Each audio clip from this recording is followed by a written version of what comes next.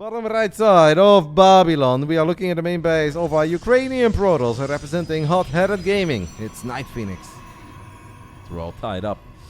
In the top left side of Babylon, we are looking at the main base of the man who once more, guys, goes for a very early gas, a very early pull.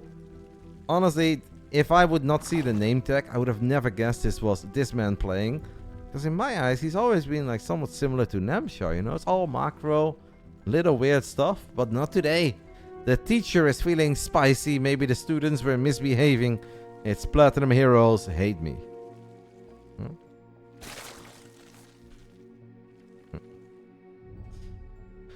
Somebody asked about Homer J. That name does ring a bell to me because I know in the English scene this wasn't really a thing, but in Germany there was very fierce competition between Take TV, as in Dennis Galen and Take, and Homer J.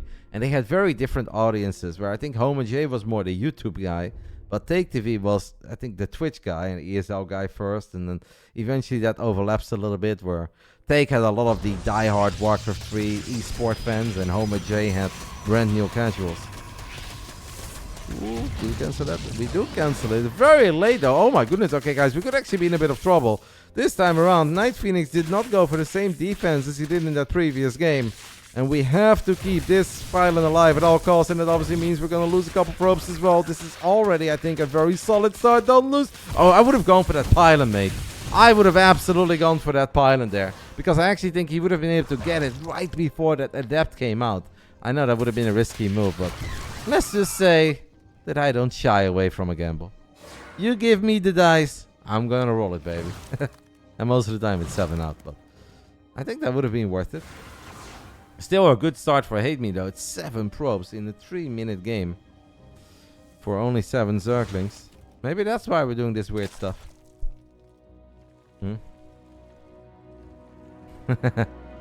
I'll keep you to that, Leroy. In Dutch we say belofte maakt schuld. So when you promise something, you gotta stay with it. Thank you so much to the anonymous lovely individual that gifted a tier 1 subby to Iba, so Iba can watch his games back if he wants to do that. I was sweet to you, Iba, as I always am. And thank you so much to Lime Remix for gifting us 10 subbies. Is there any name that really stands out there? I guess Levitas, a little bit. Welcome, guys. Make sure to say thank you to the lovely people that are gifting some subbies as we continue game 3 between Hate Me and NightPhoenix.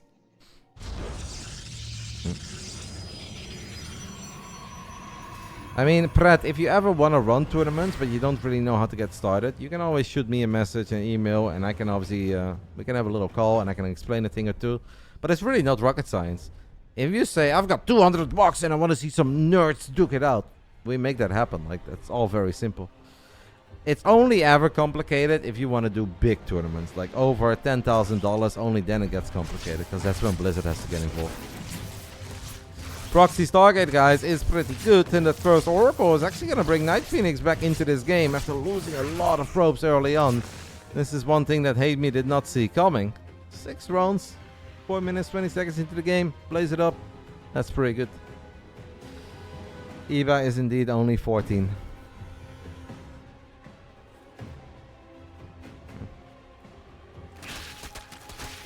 Not a sentence you were expecting? What's wrong with that sentence, mate? Is it weird right now to say that nerds are duking it out with one another? So Captain Propitol, that is basically fake news, and that's... I have no idea why it was spread that way. What Blizzard said is that they will no longer develop something for StarCraft 2 that you can pay for and that you can buy. So there's no more new skins. There are no more new campaigns, and there is no more new co-op commanders. But they never said that they wouldn't give us any new maps, or they wouldn't give us a new patch. There's just no more new paid content, which is obviously not the same as supporting the game. Now, I'm not going to say that Blizzard has supported the game a whole lot over the last 2 years, but we do still get some new maps and a patch once in a blue moon. But yeah, those things are not the same.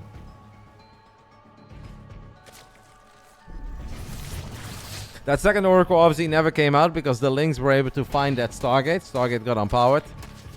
But the first Oracle is still roaming around. It has 7 kills. It's an odd series between these two. I mean, we're talking about day 9. this really is a little bit of a when behind Gold Dark Shrine. Because NightPhoenix absolutely is behind.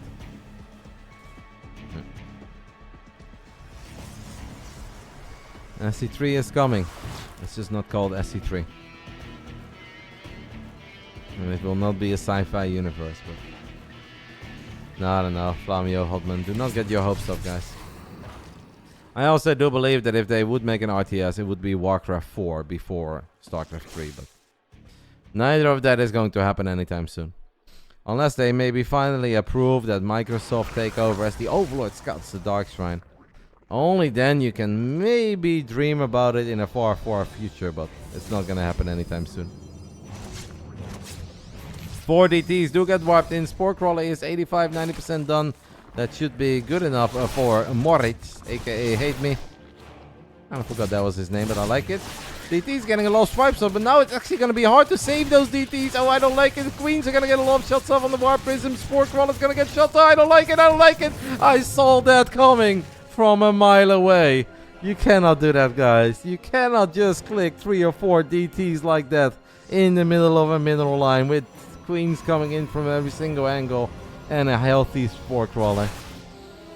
Very painful. NightPhoenix already had an incredibly rough start to that game, and it just became a whole lot worse.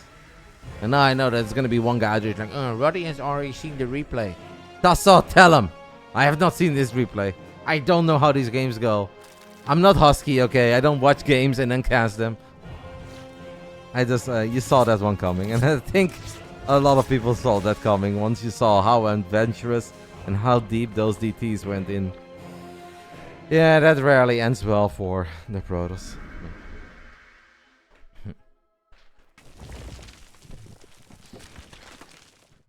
That Warc 4 would be the target before SC3.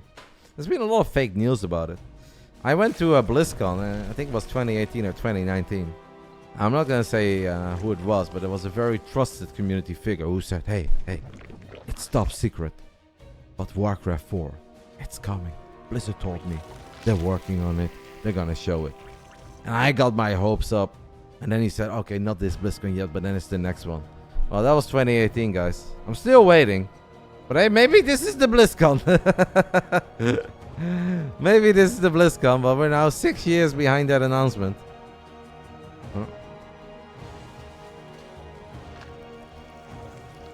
Stating facts ain't hating, Mr. DRS Spot. If I say you're a lovely man, I'm not hating on you. Just stating a fact. I'm not that much of a hater, guys. And if I ever am a hater, I'll be very honest and blunt about it. It's a Dutch trademark, or how do you say that? That's not the word I was looking for. Doesn't matter. Lynx, Roaches, Ravagers, and an Overseer to make sure that we can see some DTs. NightPhoenix is trying to pull a Goblin, but instead of Colossus, he's got Archons.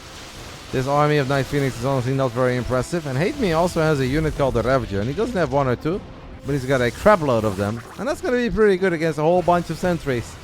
NightPhoenix has a dream that this Protoss army can make the impossible possible, but I can guarantee you guys that that is not going to work. Not even if HateMe is dropping corrosive balls on his own Zerglings. None of that matters. Way too much Zerg. Not enough Protoss. The box won.